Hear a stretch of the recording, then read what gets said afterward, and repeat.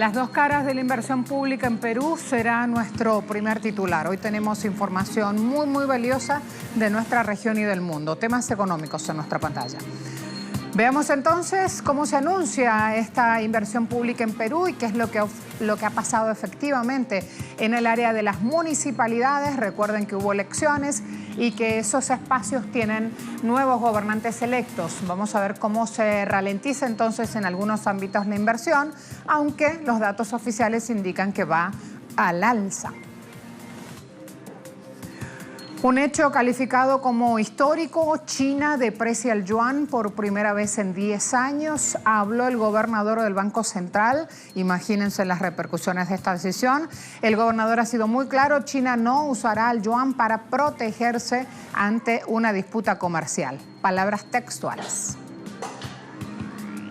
Tema hoy en nuestro expediente económico: Siria. Siria acosada por Estados Unidos. ¿Cómo hace para poner en marcha su economía en el día a día? Ya se lo cuento.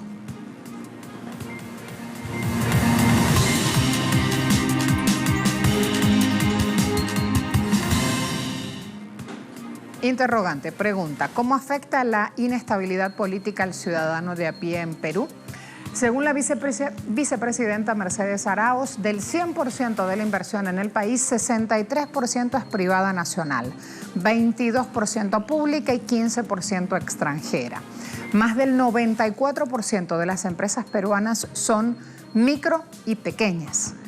Son las que dan más empleo, justamente. Por lo tanto, si hay crisis política, hay afectaciones negativas para todos. Por esto, el Gobierno Nacional decidió subir la inversión pública. Según información del Ministerio de Economía y Finanzas, en el séptimo mes del año la ejecución de la inversión pública alcanzó los 1.258 millones de soles, unos 379 millones de dólares. De acuerdo al informe de actualización de proyecciones macroeconómicas 2019-2022, la inversión pública en el 2019 crecería 4,5% y luego el ritmo de ejecución se incrementaría a 10,7% en el 2020. La cuestión es que fueron los gobiernos locales los que registraron una caída del 37,9% frente a igual mes del año 2018. Desde las calificadoras como Standard & Poor's, la economía peruana, dicen, podría crecer alrededor de 3,7% el próximo año, basada, entre otros factores, en una aceleración de la inversión pública, lo que echa por el suelo lo dicho por la vicepresidenta peruana. La tesis esgrimida por la señora es que una crisis política genera turbulencias económicas en Perú, y allí tienen entonces los datos para que ustedes vayan generando sus propias conclusiones. En México, empresarios ven oportunidades de negocios, más oportunidades que amenazas. Hay un informe que hace la HSBC que indica que 67 de cada 100 empresarios ve una nueva adopción de negocios en las nuevas tecnologías, destacando que actualmente es clave en la gestión de compras para las empresas. La mayoría de los competidores ve el auge tecnológico como desempeño y volatilidad en la implementación de herramientas tecnológicas. Esto es una de las iniciativas más importantes dentro de una organización. Con esto se busca mejorar productividad y ampliar servicios en línea. Sin embargo, hay otros de los limitantes, que es, para ser innovadores, la baja inversión en tecnología y el incierto retorno de sus inversiones deja huella. Algunos empresarios no perciben que ser más avanzados brinde mejores cambios. Igualmente, 84 de cada 100 empresas anticipan que su negocio tendrá crecimiento en los siguientes 2 años y 64% prevé que, como resultado de un mayor desarrollo, se tenga que aumentar planes de inversión. Cuántas cosas aparecen cuando uno empieza a mover justamente el capítulo inversión. ¿Cómo lo hacen? ¿De qué manera? ¿A quién le llega? ¿Es solo inversión planeada a corto plazo? ¿Cómo se maneja el largo y mediano plazo? Cambio ahora con una constante ya en Brasil, las críticas a la administración Bolsonaro. Esta vez el presidente está en el ojo del huracán, luego que datos oficiales señalen que la deforestación en la Amazonia aumentó 88% respecto al mismo periodo del año anterior. 88%. Brasil es el principal exportador mundial de café, azúcar, soja y nada más y nada menos que carne de res. Solo el ganado ocupa más del 60% de las zonas deforestadas. Por esto, las tierras amazónicas son consideradas la gallina de los huevos de oro de la agroindustria brasileña. Este agro que genera cerca del 25% del PIB nacional y que fue el sector que más impulsó la campaña de Bolsonaro. Por eso hoy sacan réditos de esta política de liberalización y desarrollo que expande el presidente en el país, enfocada en la relajación de multas, en la expansión territorial y en la construcción de carreteras. Precisamente Teresa Cristina Díaz, la actual ministra de la cartera, es acusada de eximir de impuestos y hacer negocios personales con una de las mayores firmas cárnicas del país, con JBS, la mayor exportadora de carnes de todo el mundo. Y el presidente de Ecuador, Lenín Moreno, dice estar tomando medidas enérgicas para combatir la minería ilegal, pero repite el modus operandi de Bolsonaro. Fíjense, Exxa inició labores el mes pasado. Extrae cobre a gran escala en Zamora Chinchipe, y esto supone una inversión de 1.250 millones de dólares. La cuestión, hoy está ocurriendo en la zona. Las personas que invadieron los depósitos formales de oro fueron reprimidas por fuerzas militares.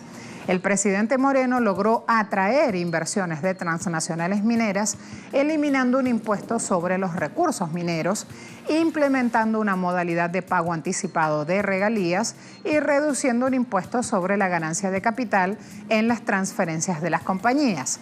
Ahora nadie sabe cómo desarrollar este reto de hacerle frente a los numerosos disturbios que cometen ciudadanos que reaccionan al estado de emergencia declarado.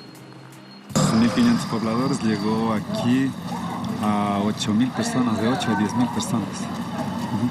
Entonces, la comida en las tiendas ya faltaba, entonces ellos mismos comenzaron a abastecerse, a traer en camionetas, en lo que podían. Como gobierno de que ha actuado en este desalojo, nosotros le vemos con buen modo, está bien. Lo que no le vemos con buen modo es lo que quieren meter a transnacionales. De eso no estamos de acuerdo. Porque realmente aquí, en nuestro país, hay gente pobre y deben ayudarle a la gente del campo, deben ayudarle a la gente. A la vuelta de la pausa le voy a contar este plan, el que tiene Corea del Sur. Recuerden, una disputa con Japón, el viernes lo hablamos, ya se lo amplío.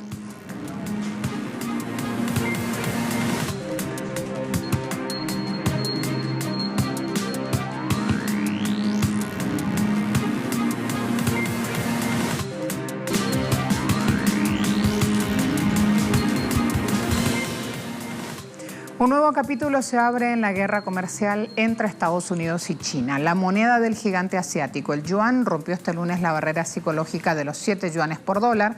Si bien el 4 de agosto la tasa de cambio estaba a 6,94 yuanes, ya para este 5 de agosto cotizaba 7,04 yuanes por dólar. Este es el nivel más bajo en una década. El Banco Popular de China atribuyó la devaluación de la moneda a factores como medidas unilaterales y proteccionistas, así como expectativas respecto a la imposición de aranceles adicionales a los bienes chinos, una disposición que ha hecho Estados Unidos. Sin embargo, la entidad destacó que a pesar del debilitamiento en las últimas 2 décadas, el yuan se ha fortalecido 20% frente al dólar, la más fuerte entre las principales divisas de todo el mundo.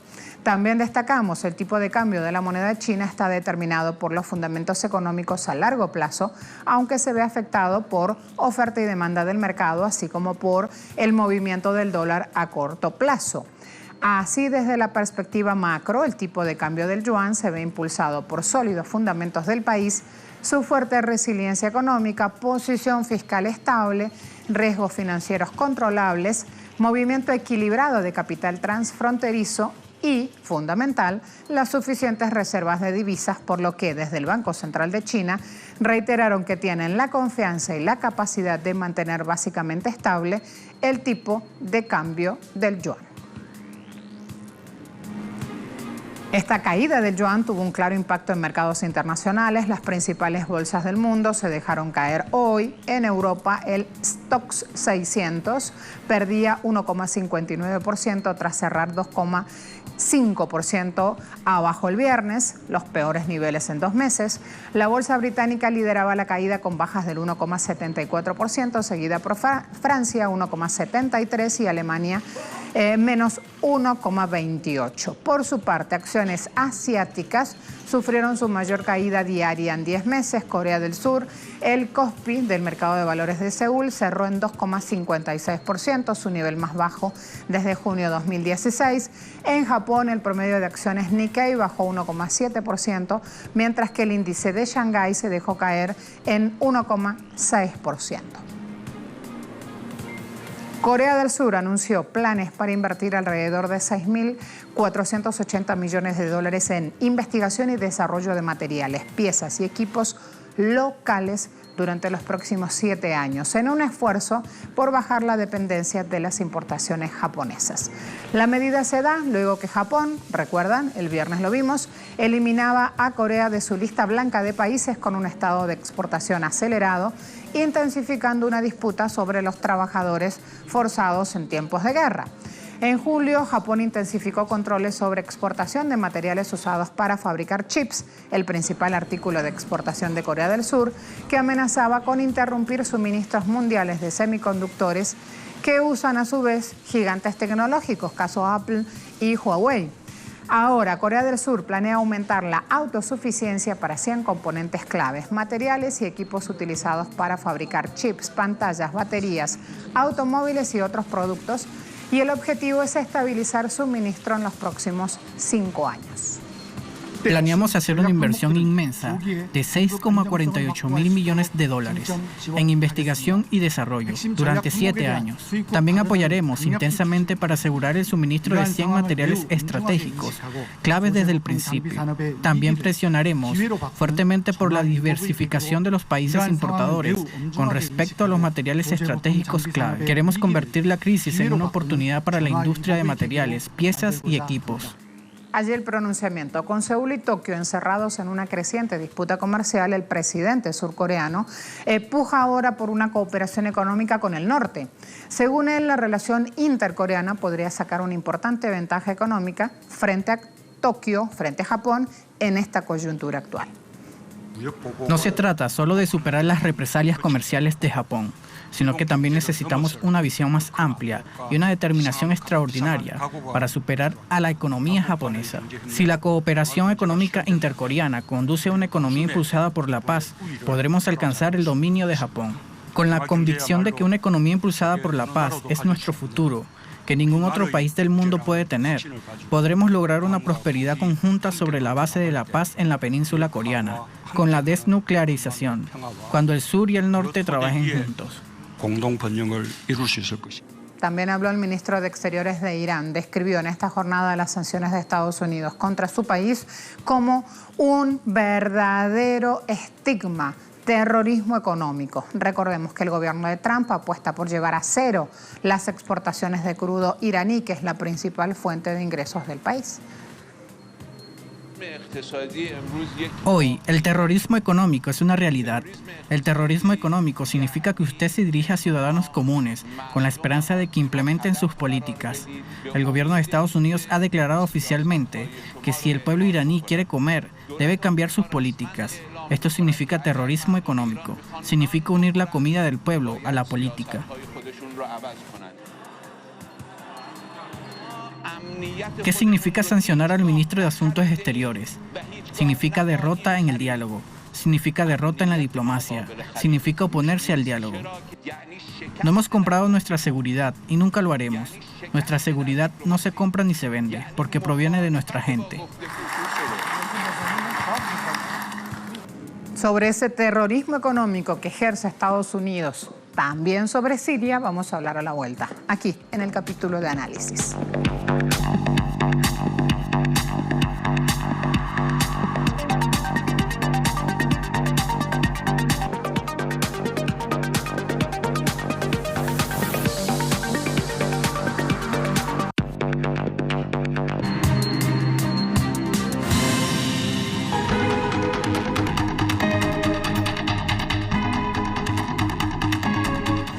Las sanciones están afectando a todo el país, al gobierno y al pueblo. La gente se ha derrumbado, la gente está cansada. Las sanciones económicas nos han afectado mucho, el sector petrolero y otros sectores.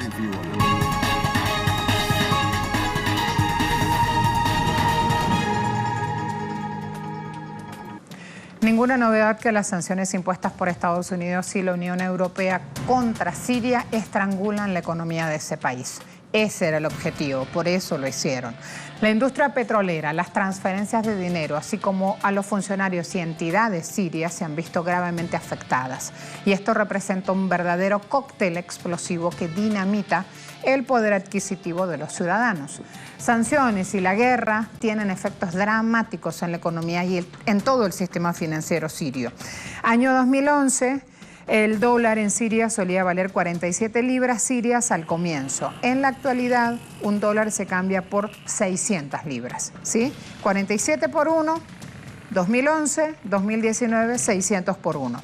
Las sanciones a los envíos de petróleo a Siria están afectando casi todos los sectores a medida que los precios aumentan por los mayores costos del transporte. De acuerdo a datos aportados por Naciones Unidas, 8 de cada 10 sirios viven por debajo del umbral de la pobreza. 8 de cada 10 ciudadanos. Y muchos ni siquiera pueden darse el lujo de sobrevivir con sus salarios, ya que la mayoría gana menos de $100 al mes. Las sanciones nos afectaron con respecto a los fertilizantes orgánicos y el petróleo. No podíamos extraer agua para regar nuestras tierras. Las verduras eran caras y el público no podía comprarlas. Las vendíamos a un precio alto porque nos estaba costando a nosotros. Ni estábamos contentos ni somos el público. No podemos comprar azúcar, té, manteca, aceite. Todo es caro.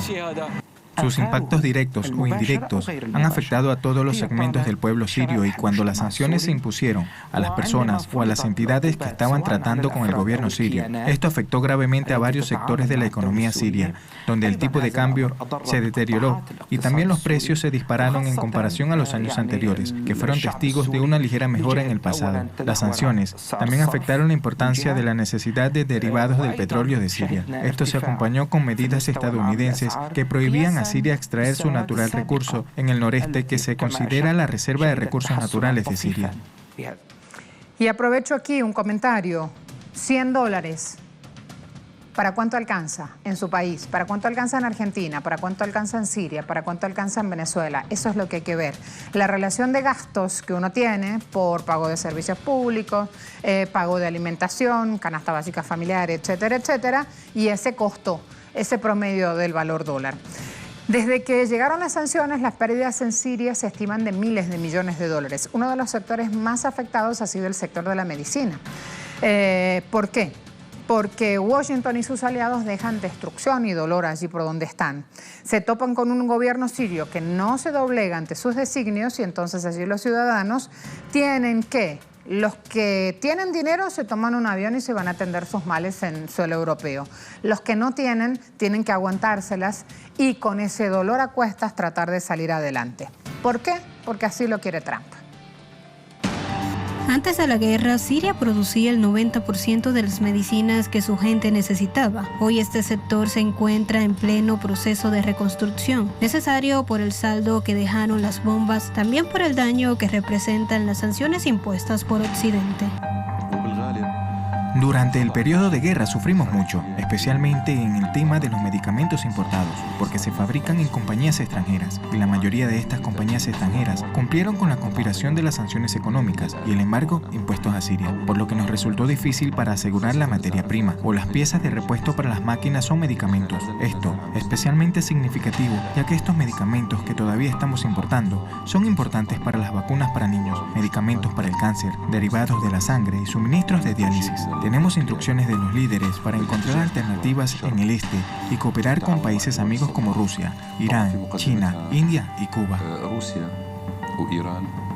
The Arabian Medical Co. o Tameco es una de las compañías sirias gigantes que se vio afectada por la guerra, cuya fábrica en el suburbio oriental de Damasco fue tomada por los terroristas y sufrió una gran destrucción durante la guerra. La empresa estatal ha convertido su negocio en un edificio en Damasco que solía ser un lugar de almacenamiento y ahora decenas de empleados trabajan en 2 pisos para producir medicamentos como analgésicos y antibióticos. De acuerdo al ministro de Salud, durante el conflicto, unas 25 de las 70 fábricas de medicamentos de Siria fueron destruidas o gravemente dañadas. Cubrimos el 90% de las necesidades del pueblo sirio, pero se redujo al 40% después de la guerra. Ese 50% es lo que es, una pérdida para la economía. Y si se convirtiera en valores, el valor real de los productos farmacéuticos en el mercado sirio es de no menos de $1.000 millones. Algunos de ellos se importan y el otro se hace localmente, por lo que el 50% equivale a $500 millones estadounidenses, lo que fue una pérdida directa para el sector farmacéutico, el sector de la salud en general, en el sector de medicamentos anualmente. Pese a los estragos causados por la guerra y la imposición de sanciones ilegales, Siria revive como el ave fénix. Muchas de las fábricas durante el conflicto han sido reparadas desde que las fuerzas gubernamentales recuperaron gran parte de Siria en los últimos 3 años. En medio de las dificultades, siempre surgen manos amigas. Tameco, la empresa siria, está cerca de comenzar a producir fórmula para bebés en cooperación con una compañía china. Esto ayudará a reducir las complicadas importaciones. La necesidad surgió especialmente después de que Siria sufrió una escasez de fórmulas para bebés a principios de este año, antes de que Irán, su aliado, le enviara este tipo de suministros. Así se aplica el terrorismo económico de Estados Unidos, Made in Trump. Además de las sanciones a las importaciones de petróleo de Siria, la mayoría de los campos petroleros sirios, también hay que decir, que están controlados por combatientes armados, respaldados por el gobierno de Estados Unidos en el este del país. Y esto priva al Estado sirio de su principal fuente de ingresos y de recursos. Si bien todos los sectores de la economía siria se han visto afectados, los bolsillos de los ciudadanos hoy están asfixiados en tiempos donde los precios se han disparado en comparación con años anteriores. Aún así, los sirios se niegan a vender soberanía.